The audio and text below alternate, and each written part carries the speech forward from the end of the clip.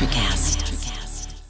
Chronic migraine is 15 or more headache days a month, each lasting 4 hours or more. Botox, onabotulinum toxin A, prevents headaches in adults with chronic migraine. It's not for adults with migraine with 14 or fewer headache days a month. It prevents, on average, 8 to 9 headache days a month versus 6 to 7 for placebo. Prescription Botox is injected by your doctor. Effects of Botox may spread hours to weeks after injection, causing serious symptoms. Alert your doctor right away, as difficulty swallowing, speaking, breathing, eye problems, or muscle weakness can be signs of a life-threatening condition. Patients with these conditions before injection are at highest risk. Side effects may include allergic reactions, neck and injection site pain, fatigue, and headache. Allergic reactions can include rash, welts, asthma symptoms, and dizziness. Don't receive Botox if there's a skin infection. Tell your doctor your medical history, muscle or nerve conditions, including ALS, Lou Gehrig's disease, myasthenia gravis, or Lambert-Eaton syndrome, and medications, including botulinum toxins, as these may increase the risk of serious side effects. Ask your doctor and visit BotoxChronicMigraine.com or call 1-800-44-BOTOX to learn more. Hey, good people. God bless you. It's another episode of Big Truth. Thanks for coming along today. I'm so grateful my husband is in studio with me, Coyle Cooper, pastor, Mr. Coach. Coyle Cooper, he's going to be with me for this episode of Big Truth, and we're going to talk about the year in recap. We want to just highlight some things that we've gone through, and prayerfully they will help you. So thanks for opening your heart and your ears to Big Truth, Episode 7. Big Truth, big hope, big hurts, big chances. Big truth, big dreams, big goals, big consequences. Big truth, Big love, big lies, big choices. Big Truth with Pastor Julie Norwood Cooper. For the first time ever in the studio with me is my husband, Coyle. It's just like Royal, but with a C. And I'd like to say welcome. Thank you for being a part of Big Truth. Thank you. I'm glad to be here. I'm excited. So we've been married now fully in our home that we live in SoCal for about a year. And we were talking about how we were actually reminiscing about how far God has brought us the last 365 days. And I'm just curious if you would share with us some memories, milestones, struggles, and victories of the last 365 days. We'll call it the adjustment period.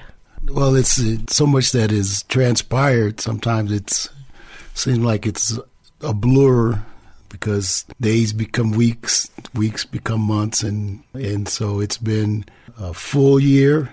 We've had a lot of things that we've needed to accomplish in terms of building a home together. And that is certainly a big job to do and a task. And so that part of it is ongoing. But certainly it's been a revealing situation because it's a new situation. It's not something that you already have gone through or we've gone through. So it's taken quite a bit of adjustment, time constraints, being able to not only relocate family from South Dakota to California, but then to have to then put your home together in terms of furnishing it and then also doing all the things that are necessary to keep it running functionally. And so that part of it has been for me a work in progress. Seems like sometimes you get some things accomplished and then here come some more things that some expected, some unexpected. And then, of course, it did not help that we were dealing with COVID pandemic. So that has been another challenge. Certainly not in terms of so much the physical part of it, but just the way you have to interact with each other and then also interact with those that we're dealing with and the public that we're encompassing. So for me, that's been the part of it that's been ongoing and certainly is in this reflective time and something to look back and learn from. And so I'm grateful for that. And it's going to be a new year, and with it will come some new and additional challenges, but also opportunities. So for me, I'm looking forward to that. So when you think about the word adjustment over the course of time, what has helped you adjust to this new lifestyle, this new addition? I always said, you're going from a party of one to a party of 4 or 5, counting our dog Caesar. And so how have you navigated through that adjustment period? it's kind of cliche-ish, but one day at a time. Because I relocated, I was living in another city, and of course, then to move in together and then learning how to share your space, which is one of the things that you have to be able to do, learning how to incorporate that. And then, of course, I'm an educator, and so I've been the first part of our time together, I was working from home. But now I'm back to physical in the classroom, so that's another part of it, being away from home during the day and then coming home and then trying to manage the time that we have together. It's been a change to deal with, certainly having a teenager in the house. That's a big adjustment in terms of understanding how to help make that a better situation and ongoing. So it requires a lot of patience and it requires a lot of input. And so for me, those are some of the things I have been adjusting to: sharing space, understanding how to use time that we have together, and then also being able to carve out time for myself. That's something that for a long time, it was, I didn't really have to do that. I just could kind of go and come, do the things that I needed to do in terms of day in and day out activities. And so that's another huge adjustment that I've had to make. And certainly that's something where it's lifelong learning. So I'm certainly learning from that and getting better about that. I remember when we first arrived here, we came to our home, which we had purchased, but we hadn't furnished it yet or anything. So it was basically an empty home. And we lived like that because of COVID. Furniture was delayed and all of that. We had picked out new furniture, but it couldn't be delivered for months down the road. And so we improvised basically in our home. And so it's been really fun to be able to decorate, pick out furniture and place things in the house where we want them and where we think they should be. And it's kind of just evolved into this nurturing home. And I think that's been really great. And if you've not had an opportunity to do that in your own situation, I would encourage you to search out those opportunities to make something more comfortable for yourself. And part of that is that, when we have to deal with variables, I'm a math person, and so I understand that not as always is going to be A plus B equals C. Sometimes there's an X in there, and that X sometimes is something that's out of your control. When you have to deal with situations like this, where it was a moving, furnishing, dealing with contractors, dealing with businesses who were impacted by the COVID, and so customers and so forth are all trying to get the same thing, and there's a shortage. Requires you to be a little bit more patient. And I think that's something where I have a little bit more of that, because I understand that you can't control that. What you can control is your own emotions regarding it. And so that for me is something that I've had to grow in that area as well. So you're saying I don't have the patience that you do? Well, I think I look at it from my perspective, because if I'm impatient and I'm impulsive about certain things and react, then a lot of times it doesn't really help get the things done that you need to get done, because sometimes they're just things that are just, you have to understand they're out of your control. Not that you're not aware of it, but just in being aware of it, how do you manage that in such a way that it doesn't become something where it creates either stress internally or externally? And so for me, that is some of the growth areas I look at. And certainly for me, I look at it in terms of how can I be better at it? Because at the end of the day, if you don't get something done, tomorrow's another day. And with that tomorrow comes, another way to resolve it if it's a problem, or one day closer to the solution. I think because we're being honest today, my husband and I are sharing a little bit of our journey with you over the last couple of months, and how we've worked through some situations together of just blending our lives and managing all of the things that go along with that. But in one area of our life, we had a really rough time, and it was a trying time for all of our family, but we worked through it. And in that time, I think that one of the most valuable lessons that you taught me, without probably even consciously teaching me, was a statement that you said. You said, "Trouble doesn't last always." And you said it to me in such a non-intentional way, but a factual way, that I've really hung tightly to that this year and moving forward, that, yeah, the water is high, the wind is strong, but trouble doesn't last always. And I think keeping a proper perspective about situations is really beneficial, and it puts you in a place where you can be more objective than if you weren't in that place. Well, that's just, I think as we get older, we understand that a little bit better. And that's out of my own personal experiences. You know, I've been in some troublesome spots. And certainly at the time when I was going through them, it wasn't very easy to manage through. That just comes from the fact that you have faith in God and He's aware of your situation. And they say, well, He never puts more on you than you can bear. Sometimes He does. He allows that to happen just so that you will then be able to put that in perspective and understand that, you know what, this too shall pass. And if you keep living, as my grandmother used to tell me, just keep living. You know, sometimes life is, it's just one step at a time, one day at a time, 1 minute at a time. If you're in a challenging situation, you can get through it. And it requires perseverance, it requires faith, and then it also requires, at the end of the day, just understanding that, you know what, tomorrow's a new day and a new opportunity. And so I try to hold on to that, especially when things get a little rocky, because they can get rocky. We're talking about making adjustments. You know, it's a two-way street for our family. Yes, I've had to make adjustments, but then they've had to make adjustments.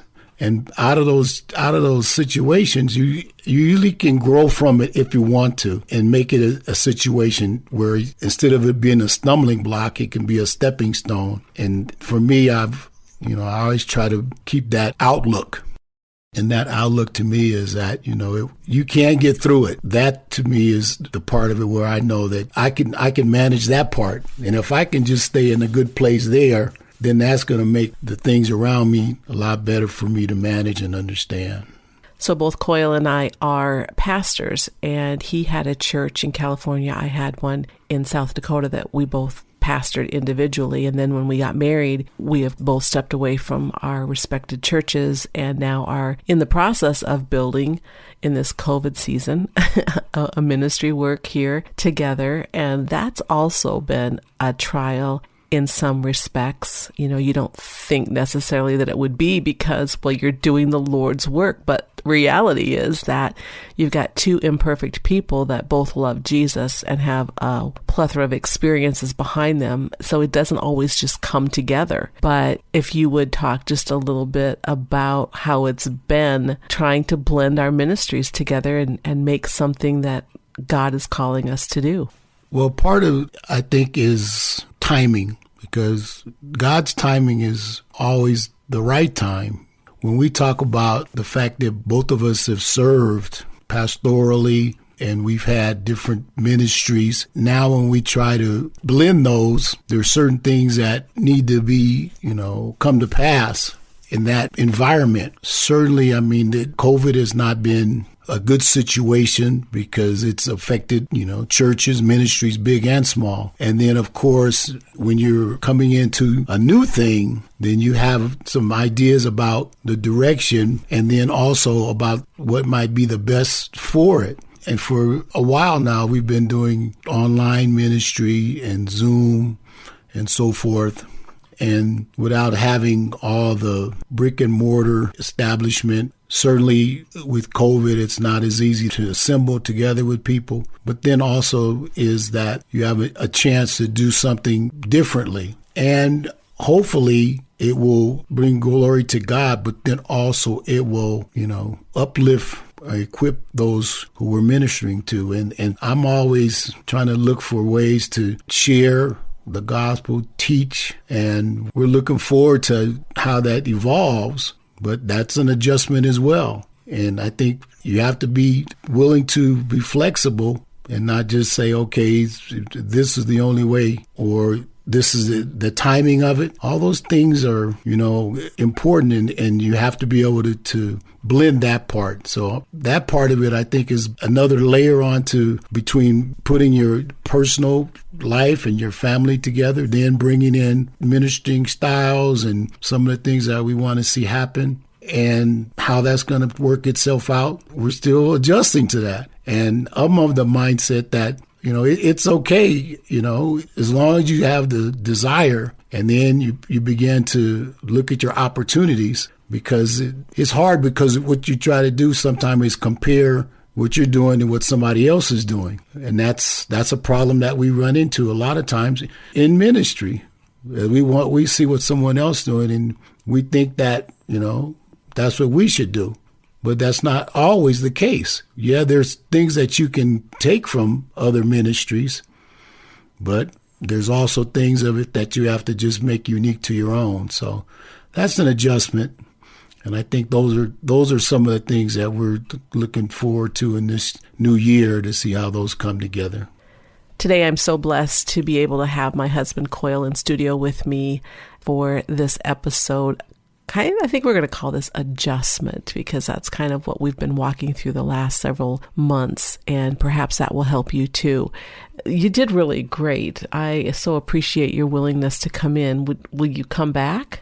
I think, well, yes, of course I'll come back, but I think that probably, I want us to continue our conversation, our dialogue around adjustments and partnering, because we're partners in life, we're partners in ministry. We also are partnering in parenting. And so all those things require adjustments. Every situation is not black and white. There's a lot of gray areas in life. And so in those areas there is where you really can kind of feel like you can really make a difference, can really make some progress, because adjustments can take you one direction or another direction. It really depends on how you use it and how you put it together. So I'm looking forward to that, and I'm grateful. I'm not a radio person per se, but I understand the significance of, having a good conversation. And that's something that I'm looking forward to continue to share with my wife. She's continued to encourage me. And, that's important, because we need to encourage one another. And then also part of our adjustment, understanding where it's okay to just meet us where we are. And so that's the important part. So yes, I'm looking forward to that. I'm looking forward to when it presents itself to come back and share, some of the things that we're learning, some of the things we're going through, and some of the adjustments that we're going to have to continue to make. So looking forward to that. I too am looking forward to that. That's my husband. Keep us in your prayers, and we will keep you in our prayers, because we're better together. Thank you so much for spending time with me today. I'm Pastor Julie Norwood Cooper. Love to connect with you on my website. You can find me at julienorwood.com. Also be a part of my texting community by texting the word Big Truth to 909-500-4495. You can also sign up for Big Truth Text on julienorwood.com. I appreciate you subscribing to my podcast and sharing it with other people. God bless you, God loves you, and He has an awesome plan for your life.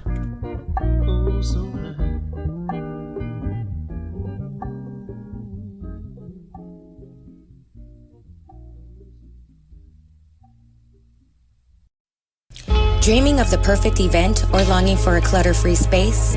I'm Stephanie with I'm with Steph, where your vision becomes a reality. From magical weddings to transformative home organizing, we bring you expertise and passion to every project. Whether you're planning a grand celebration or seeking peace through organization, we tailor our services to meet your unique needs. I'm with Steph. To explore our services and connect with me directly, visit I'mWithSteph.com. Mention ElectraCast for a 20% discount. Hi, I'm Mark. And I'm Peter. We're the founders of ElectraCast Media, bringing you great podcasts like Nightmare Road Stories, Tech Talk Revolution, and Bodacious Minds. ElectraCast networks include Ruby for female empowerment, the Best Business Network, and GPN for geopolitics. We built this company to create community and amplify diverse voices, and we really appreciate your support. So keep listening to Electrocast podcasts and hear the culture. Electrocast. Electrocast.